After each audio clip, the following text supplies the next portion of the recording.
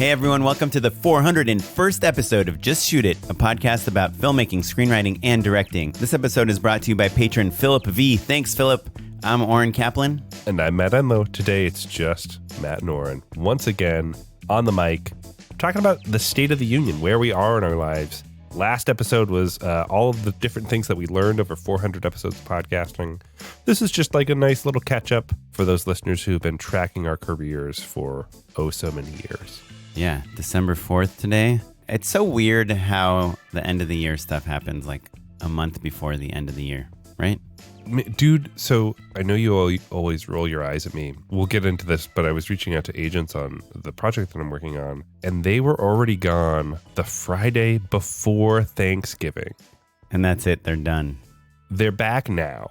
But you know, who takes a week and a half off for Thanksgiving? Yes. Agents. And you know who else? LAUSD, school and district. not to forget, like, we just got back from the strike. Like, we had a moment. I was like, oh, the strike's over. And then it was Thanksgiving. Yeah. Anyway. No, nobody wants to work. And also then you've got Sundance and retreats and all that stuff. So this is really a slowdown for everyone. Yet somehow I had 3 companies ask me to make a treatment over Thanksgiving. Well, so that is the big difference between commercials and narrative, right? Is that in commercials, everyone's trying to spend down their budgets. And so it's a good time to be busy. And for scripted, everyone's already spooled down, basically. Yeah. It's also like hardcore Super Bowl season in the advertising world right now. And It's so weird because obviously I know about that the Super Bowl is at the end of January, beginning of February. And that's when all the big commercials come out. And, you know, we always talk about kind of the holy grail of commercial directing is to get to direct a Super Bowl commercial. But I have not directed a Super Bowl commercial. I directed a commercial that came out during the Super Bowl. I realize now it's not just the Super Bowl. It's like all of football has it's the only time people watch appointment television anymore. Appointment television in linear, in real time. Yeah. Right? So if you're a media buyer, you want to try and get somebody to watch something where they're glued to their seats. They're not skipping things. They're not delaying things. Live sports are keeping all of television and advertising afloat at this point. Yeah. And so like a week ago, maybe 2 weeks ago, I was up for about 5 different football related commercials. One of them I didn't get. One of them I ended up not pitching on because I didn't think the conditions were right. You turned it down. Yeah, it was one of, so I had 2 treatments due over Thanksgiving. It was one of them. And I just felt like it was a job I really wanted if they were to offer it to me, but not if I needed to fight for it over a weekend when I'm already fighting for another job and traveling with my family for Thanksgiving. Just not worth it. It was not a good budget either. I have my Popeyes spot is football related. So oh, nice. Hopefully that comes out. You know, I actually just shot a couple things that are not coming out. And that's always it's a bummer. A really big bummer. You know, people spend hundreds of thousands of dollars on things and they make you work so hard on them. And then it turns out someone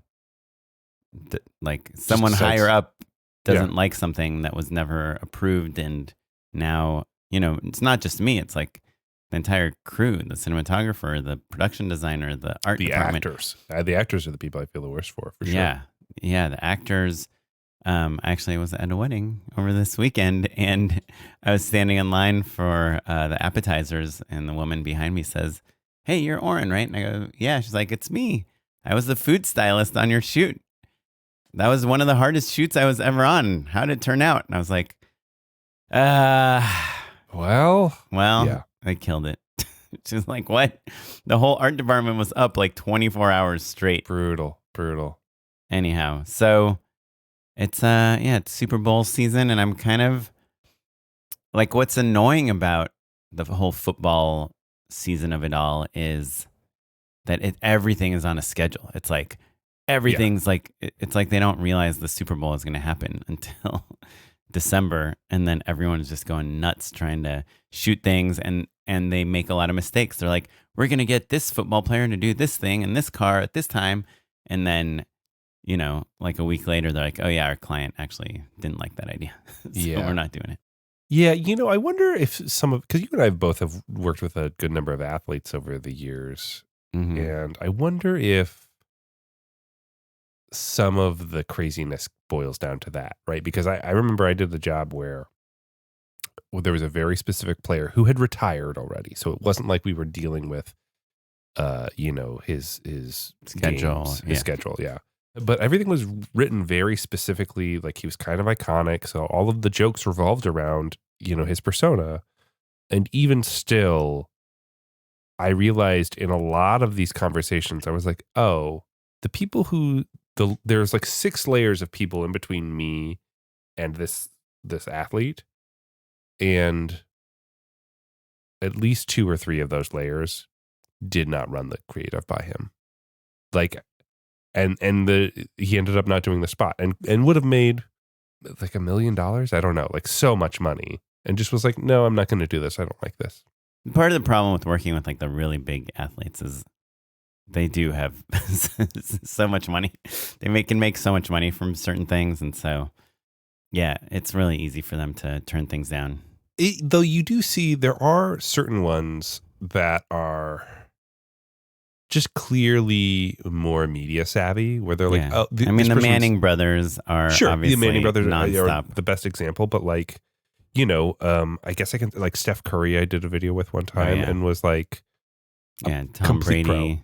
Totally knew exactly how to do everything. I barely needed to tell him how to do anything, but also was very clearly invested in the work that we were doing. Like he was getting better at hosting,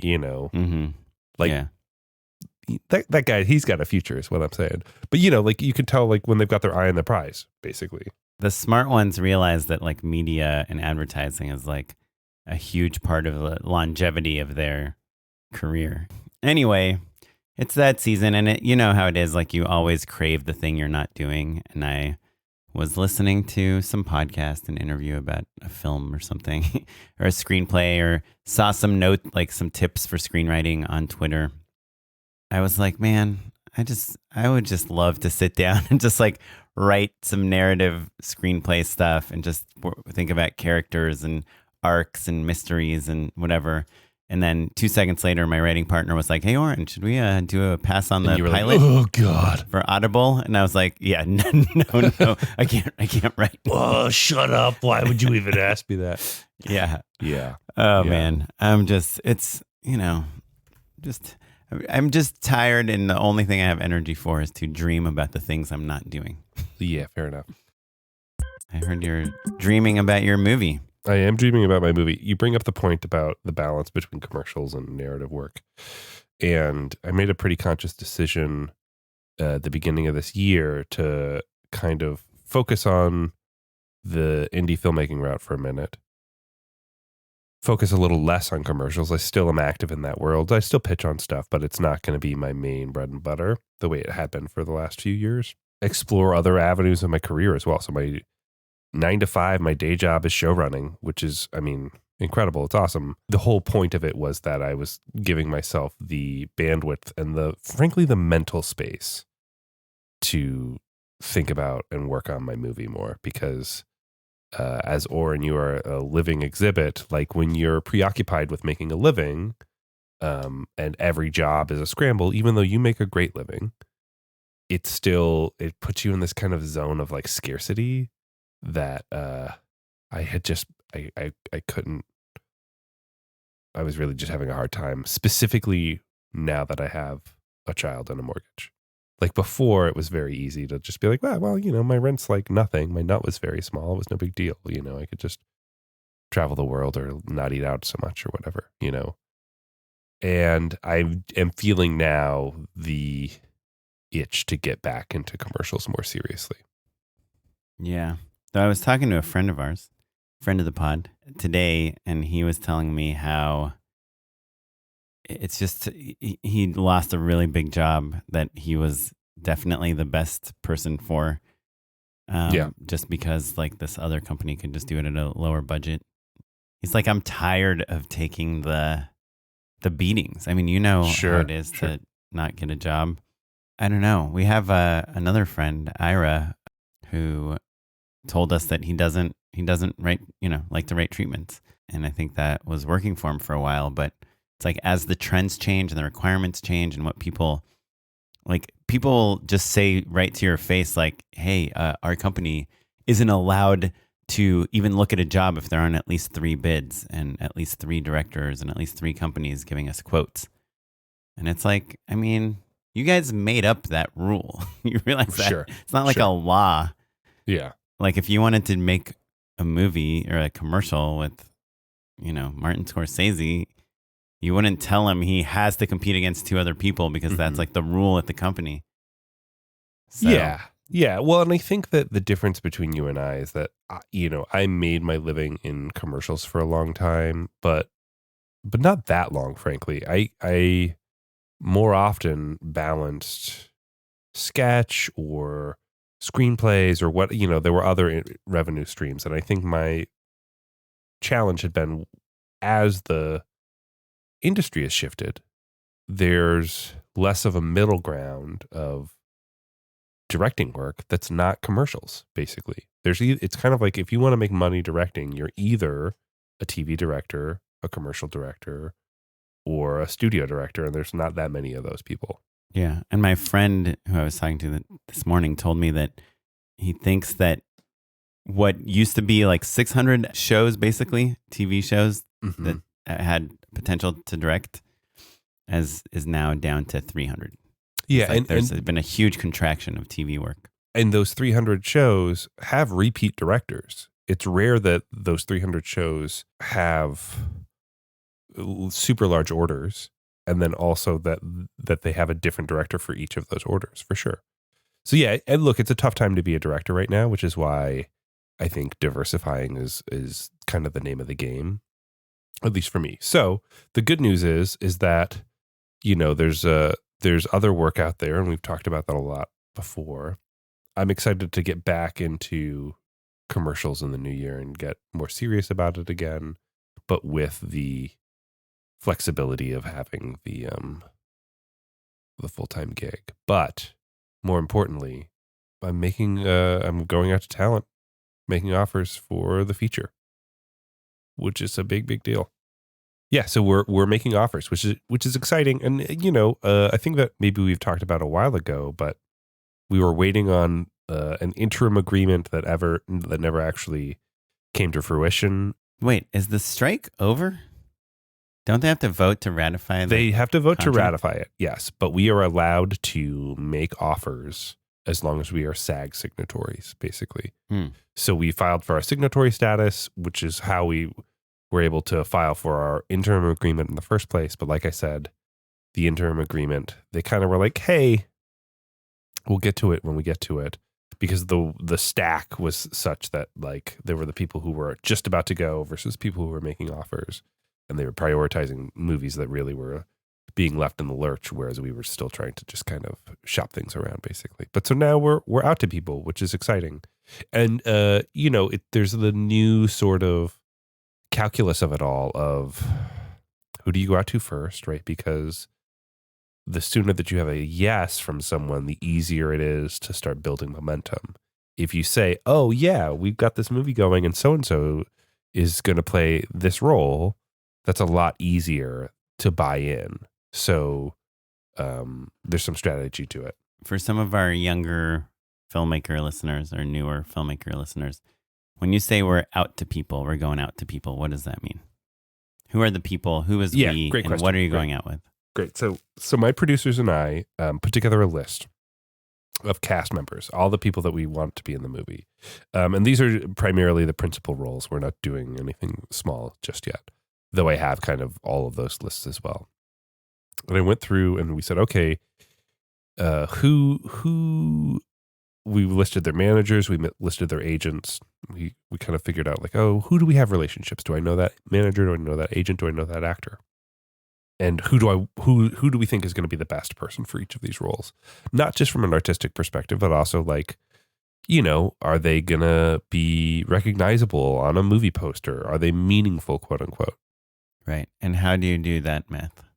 It's less complicated than you'd think, because at least from our perspective, there's kind of The IMDb star meter. there's two, well, kind of a little bit. There's two slots. There's household names, and then there's everybody else, and then there's nobody. So 3 slots really, right?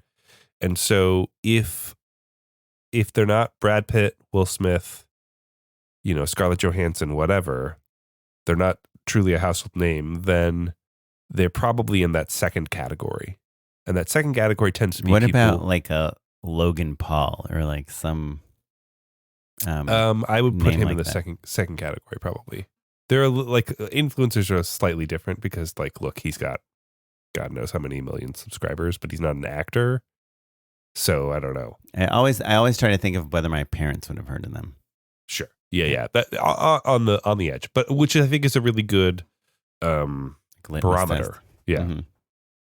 Mhm. But so everybody else tends to be in that like maybe their name if you're like a big fan of the TV show they're on or something. But to me, it's like it needs to be like, oh, they're on this show. And it's reasonable to expect that the person has heard of the television show, whether they've watched it or not. And if they haven't heard of it, you can be like, well, it's on HBO, or it's, like the credentials are objectively clear. Right. But there's a difference between a John Hamm or a Bryan Cranston and Sure. I would put both of them in maybe a household name. like a Kristen Shaw, where Sure. like Kristen Shaw's a perfect example. Yeah. people would Yeah. recognize her, but I don't know if people would know her name. Totally. Or like, yeah, that's exactly right. So she would be in that second group. So to me, it's all they're all more or less about the same level of quote unquote value. Look, I think that we're talking about a specific scale of movie, right? Like in the like $1 million to $3 million range. I think you can be a little bit more blasé about it. You still have to be able to point to these people and be like, this is what they've done. This is what the world will know them from. But it's not, the expectation cannot be a AAA star, obviously. Right. I remember my friend, Jennifer Glynn, producer, told me when she was trying to put together this indie film years ago that, or they might have already made the movie, but they were trying to do press for it, get it distributed. She was being asked by potential distributors, is there anyone in your movie that we can put on the Tonight Show? Sure. Yeah. Right. And I would say yes. Yeah, I would say yes. I would say that the cast currently has all been On a late night show? Late Night with Seth Meyers. Yeah. What do you go out to them with? When you got that list, then my producers give their agents a call and say, hey, are they technically available or not? The agents of the actors. Of the actors, yeah. So the question there is like, hey, this is when we're aiming to shoot. Are they even free or are they booked? And there were a handful of people would you entertain an offer? Not just would you entertain an offer, but like, are you physically, is there room on the calendar? Right. But like if I called Julia Roberts' agent tomorrow and said, hey, Sure. I'm Oren Kaplan. Sure. You might have heard of my podcast, Just Shoot It. And they're like, we haven't. And I'm like, is Julia available to shoot on June 7th next year? So the first question is, are they available and are they interested in reading? Right. So then the producer does a little bit of pitching. They kind of explain the project more or less. Does the producer say, hey, I produced this, I'm with this company? Like, do you need I'm not on those calls. I guess what I'm asking is, does Joe Blow, our listener, our 21-year-old listener from Grand Rapids, can he call CAA and say, is Julia Roberts available on June 7th and will she read my script? So part of the reason why it's taken us a minute to get to this point, because like I've been sitting on the screenplay for a while, as listeners know. Mm-hmm. I saw your butt print on it. Yeah, they were like, whoa, that's a deep indentation. Weirdly jagged. Anyway, I needed to find producers who were casting savvy. That was kind of an area of expertise, which is eventually the match that we found. And so we're going out to people we have relationships with first. So could I technically call up CAA and be like, hey, baby, is Julia available? We've got a big picture coming up. Yeah, I could do that. They wouldn't give us the time of day. And I'll be honest, there have been people who we've reached out to, who they're like, hey, they're technically available. This doesn't sound like it's right for them. This doesn't sound tonally like this is the right fit. You're like, will Michael Fassbender play this clown character? Sure. Yeah. So that's where we're at, right? And so basically afterwards, then there's a little bit of back and forth, and we find out, oh, are you interested in reading or not? So a handful of people are reading currently. Cast members I'm super excited about. And we'll see. You know, do you send them an offer? We send them the script and a lookbook. And a letter from Matt Enlow? And a letter. A love letter. Yes, that's right. And you do not say anything about compensation? No, not yet. Anything about time commitment? We do have time commitments in there, yeah. Anything about a shoot window? We have a shoot window, yes. What's your shoot window? It's currently for March 2024. 2024, yeah. So you say we're shooting in March. We will need you for 6 days. We're planning on shooting in California. 4 weeks. 4 weeks. But yeah. 4 weeks. We're shooting in the US. We're shooting somewhere. Shooting in LA. Yep. Shooting in LA. And we would love to send you, here's the log line. We'd love to send you the script. Yeah, I mean, I don't even think they send the log line, honestly. I think that they have the conversation and then we send the materials over. And so the materials are, like I said, that the love letter, the deck, and the script. Cool. And not the podcast. Not the podcast, no. So interesting. And then you have to wait for these people to respond. Yeah, so do you give them a deadline? Here's the rub. So we do give them a deadline. What Oren is asking is like, I can't say I'm casting for the role of Oren. Oh yeah, that's very easy to play. Very easy to play. Would you consider me for it? We'll talk scheduling a little bit later. Your quote might be a little low for what we're looking. We want to spend more money. Yes. But no. So say we're trying to cast this role, we cannot go out to another actor. It's bad form, so to speak, to go out to another actor until the other one has officially passed one way or the other. Right. Or accepted, frankly. But so sometimes you've got an in-demand actor, they're on set, they're shooting all the time or whatever. It can take forever for them to finally read. So we have given them a respectable 3 weeks for them to get back to us. And they'll always have the option if they're like, hey, they were on set, they're really excited. This is what an agent's job is. It's like, oh, Oren is so excited to read this. He just hasn't had a chance yet. He's got a lot of family stuff. Can you give him one more week, please? Mm-hmm. He's so excited. I am very excited. I do wonder, because it is so hard to get people to read scripts, and reading, especially in 2023, 2024 is not a sport that many people do. Listen, this thing jumps off the page, bro. I'm sure it jumps off the page. However, I wonder if anyone nowadays would be like, hey, Julia Roberts, Fassy, it's Michael Fassbender. I'm not going to ask you to read my 307-page script. Look at my 89-page lookbook. Let me just get on the phone with you for 5 minutes and just tell you, or the Zoom call, and just tell you why this movie is so perfect for you and why you would kill it and win an Oscar, and it's nothing like anything you've ever done before. Let me just talk to you for 5 minutes. You don't have to do anything else. You can have your camera off and your microphone off. Maybe that would work. Maybe. I think more likely, it's more like, you're somebody and you're like, okay, who else is in it? And what's the director done? And then you flip to the pages where you see your name. Am I funny or scary? Am I in the good parts or not? Is like the shortcut for how people decide. I just had an idea / realization / genius thing that I came up with that's probably been done by a million people before. Can you guess what it is? No, tell me more. It's the freaking video pitch to the actor. Sure. It's a 10-minute video. Julia, how's it going? I'm Oren.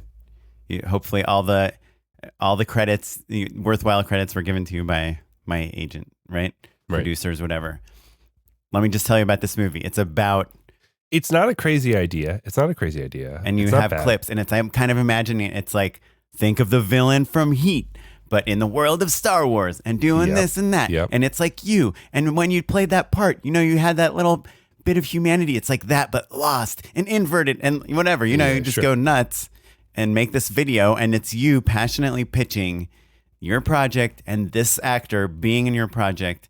I mean, it's a lot of work, but it could literally just be like you record yourself on Zoom. It's not a bad idea. I think it kind of depends on, there's a handful of things that it depends on. You know what they call not a bad idea? A good idea? Yeah. Well, we'll see. It has to get to them is the first and foremost challenge. That's the biggest hurdle. Okay, so you make it 5 minutes long. Yeah. No, that's not. I'm saying like, will their people send it to them and then will they open it? And right. Well, their people will probably have to watch it if you're someone like us. So that's why you make it 5 minutes long. Sure. Yeah. So that, assuming it gets watched, I think that's solid. Oh, and as long as... Sorry, I'm just now putting the pieces together. You told me this last week that the reason you want to make a different version of your script that's more easily digestible than a 120-page document is to make it easier for people to just hop on while they're driving. Sure. Yeah. That is that's the thinking behind a podcast version for sure.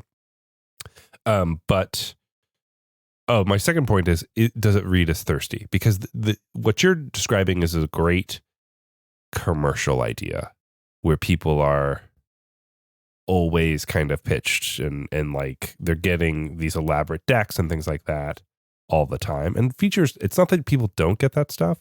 I would put my best foot forward with a coffee, which is the follow-up. That's the next thing that I'm hoping to get out of all of this. I think, well, my personal opinion is it's not thirsty, especially if it's genuine. And I think a coffee, just imagine you're Julia Roberts and you're on vacation on the Amalfi Coast, and Matt Enlow is like, "Hey, Oren, I'm not pitching Julia Roberts though. Do you know what I mean?" Okay. What's her brother? Eric Roberts. I just got a text from Eric. He said, yes, he'll do the movie. He's like $20,000. Make it 15. So, okay. Yes. I hear the not Julia Roberts. But yeah. So the Amalfi Coast point is really what we're getting at here. And so or will they hop on a Zoom, hop on the phone? That's standard practice. That's part of why we live in Los Angeles. You know what I mean? Is to be able to have these meetings and, to go grab a coffee at Little Dom's or whatever. I guess what I'm in my mind, and the reason this is kind of fresh in my mind is because I just pitched on this job, one of those Super Bowl jobs that I did not get, but I made a treatment. I was up against a couple other directors, and we all sent our treatments in, and we said, okay, when can Oren present the treatment? And they said, oh, we're sorry, our schedules just aren't working out. Everyone's busy, everyone's traveling. It's like a kick in the teeth. Yeah, you won't be able to present the treatment. And we're like, oh, okay, so will the other directors? No one's going to present their treatment. And so the producers said to me, Oren, why don't you do a video treatment? I was like, what? I'm not making a whole freaking video treatment. They're like, just open up a Zoom window, hit record, present your treatment just like you would do it on a Zoom. Share your screen, go page by page. Sure. Did you do that? I did it. Yeah, it's like a 15-minute video. Yeah. And we sent it, and I didn't get the job. But the rub is they never watched the video. So it's not proof that my video did not get the job because they never watched it. But it brings me back to point one of this whole exercise. But what that experience taught me was actually opening a Zoom and recording my treatment as I present it just by myself was really easy. And I had an MP4. Sure. I just kind of globbed off the beginning and the end to make it snappy. And I was like, oh, if I was pitching an actor on a project right now, why not do it? Make my bullet list point. Here's 5 reasons I think you're perfect for this. And I'd love to talk more. And then the coffee, or then the Zoom, or then the whatever. But I don't know. I guess and some people maybe aren't. It's even great. Maybe a good idea. Go on. Sorry, I took a left turn while you were explaining what's going on. So that's the gist of it, basically. And then once they're interested and attached, we can use that as capital to continue to leverage that when we're checking in with the other actors. Like, oh, hey, we know you're still reading, but great news. Oren just attached. We're so excited. I think you two will be perfect together. Brad Pitt, trust me, you're going to want to read this script because Oren just, with Julia Roberts, just made a video for Julia Roberts, and she might watch it. So charming. So I think you naturally should also be in this movie. Now we're waiting. Do you have any deadlines that are this year? I guess probably not. Ugh.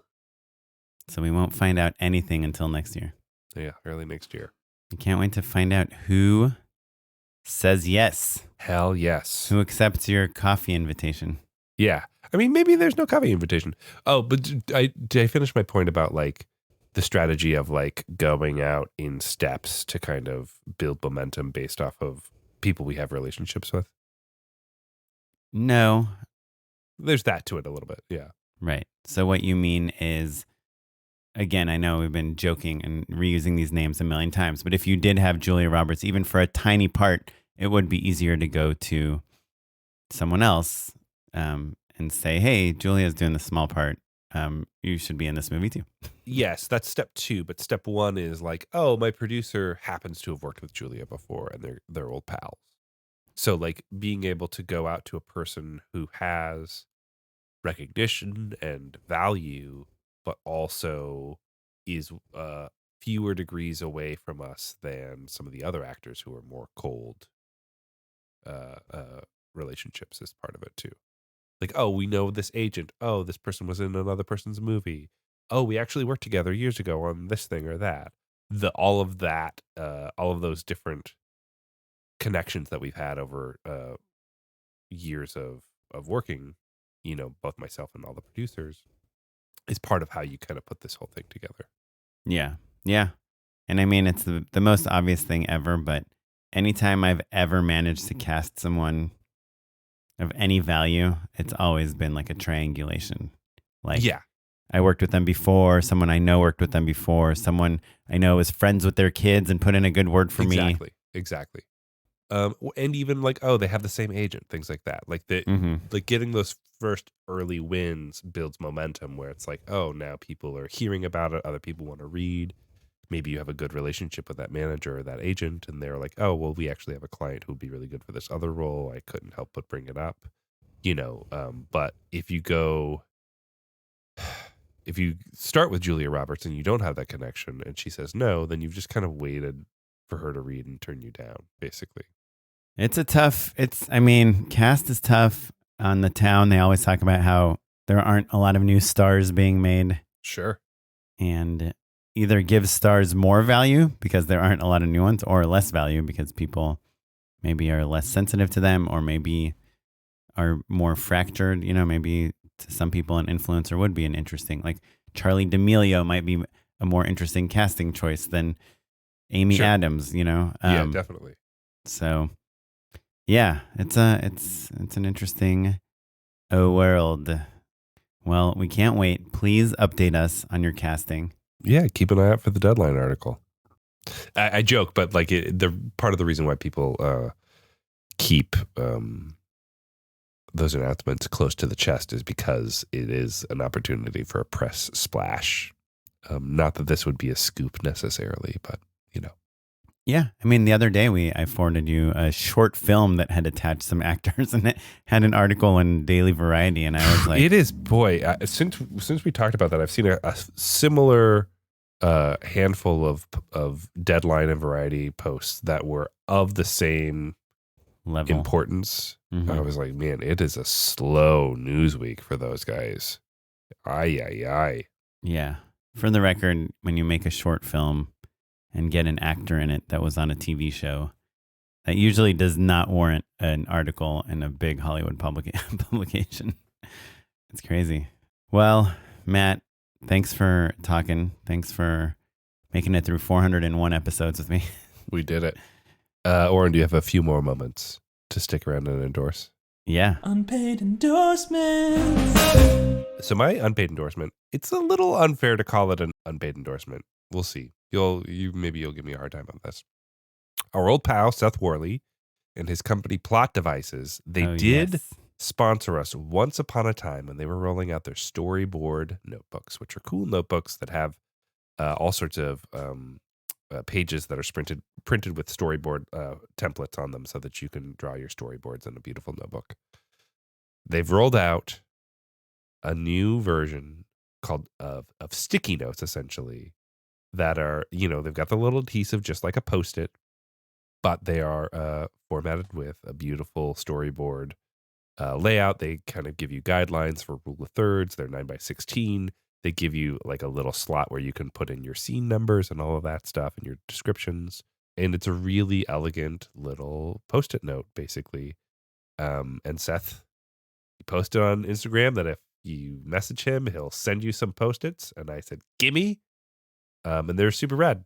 They're super, super rad. So they're Post-it notes that are like storyboards. Templates. Yeah, storyboard templates, basically. And what do you stick them to? You stick them to scripts. And what's ironic about it is that I'm a pen and paper guy, partially so that I'm not distracted by things.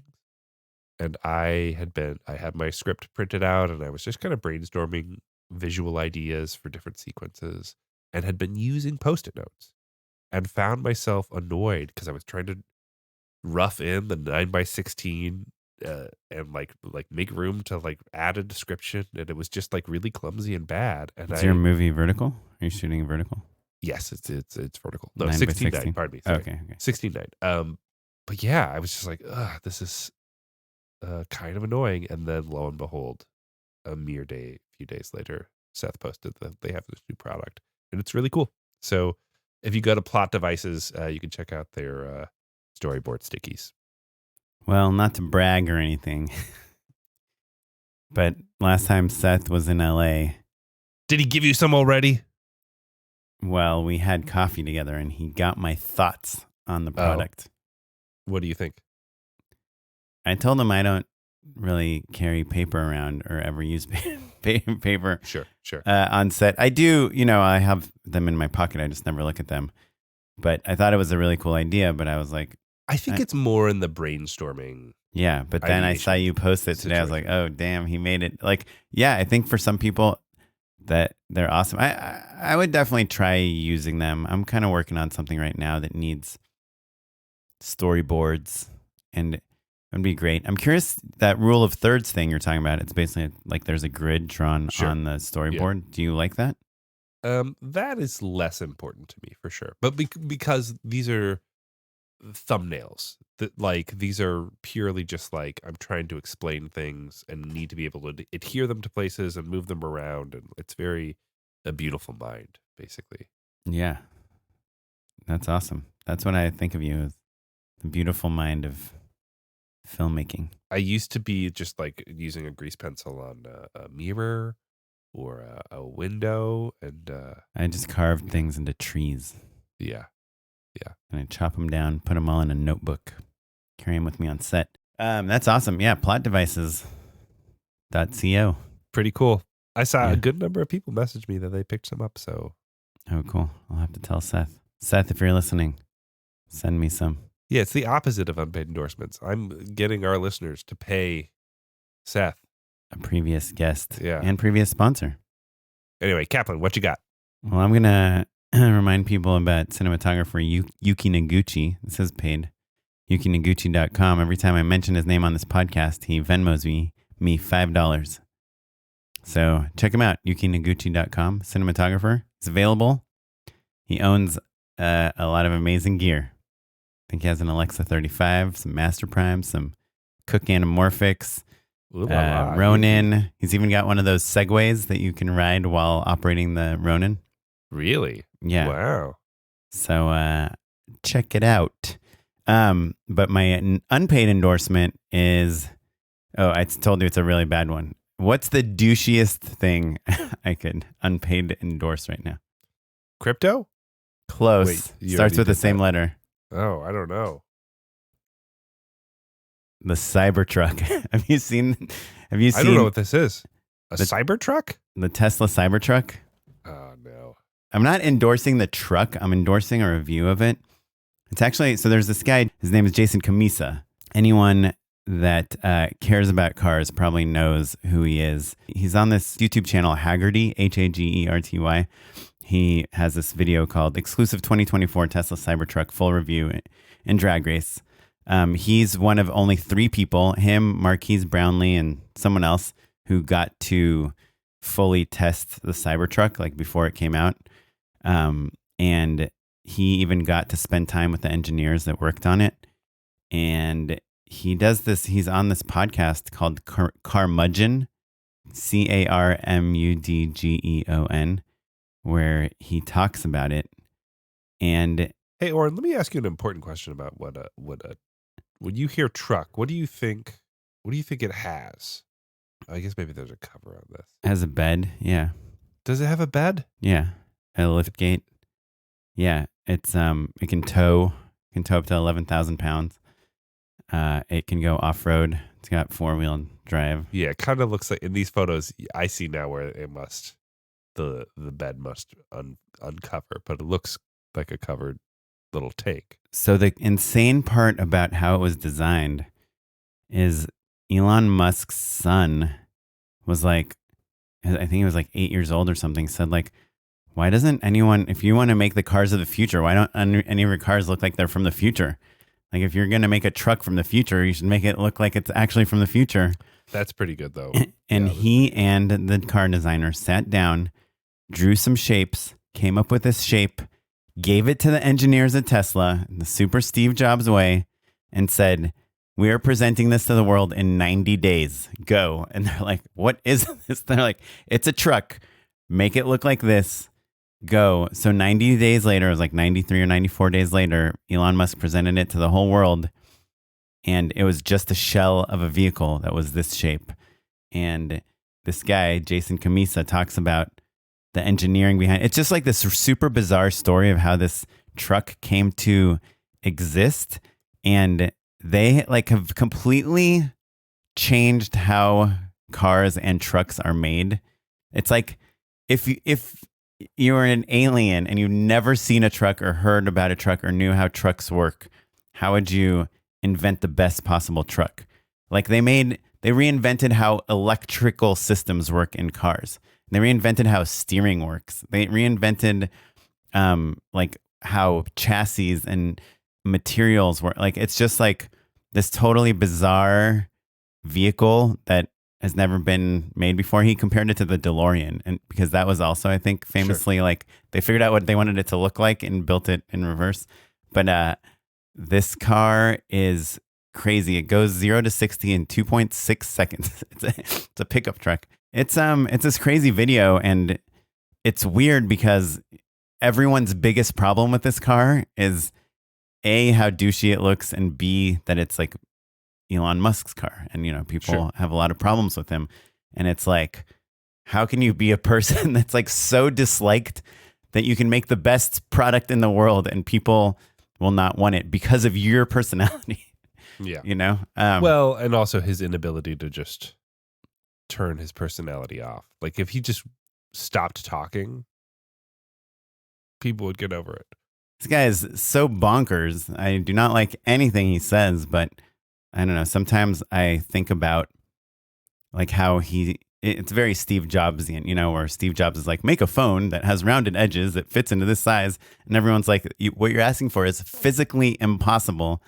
And then he's like, just do it. And then they do it somehow. And sometimes it makes me think about being a filmmaker. Like if you are a Ridley Scott or someone that's doing these epic movies, do you ever say like, yeah, this is what I want, and everyone tells you it's impossible, and you just have so much power or gumption that you just keep insisting on it, and people figure out how to make it?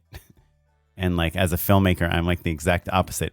I'm like, hey, can we have 2 dancers in the background here? No. Okay, never mind. We don't need that. It's like I'm just like such a pushover sometimes that I hear these stories about people that just ask for the things that they want. And, and Roxy talks a lot about that. It's like, just ask for what you want. Sometimes you'll actually get it. Well, Oren, another one in the books. If you have any thoughts on making offers to people to be in your movie, on directing Super Bowl commercials, on quitting the year on December 1st, please email us. We're justshootitpod@gmail.com. We love to hear from you, even if you've got nothing to say. Just email us, some sort of threatening email. We love to get those. And you can follow us across all social media. We're at justshootitpod. I'm on Instagram at okaplan. And I'm at Mr. Matt Enlow across all social media. This episode was edited and produced by Noah Bayshore. Thanks, Noah. Additional producing by Tyler Small. And you're listening to music provided by the Free Music Archive and the artist Jazar. Thanks, everyone. Goodbye. Bye.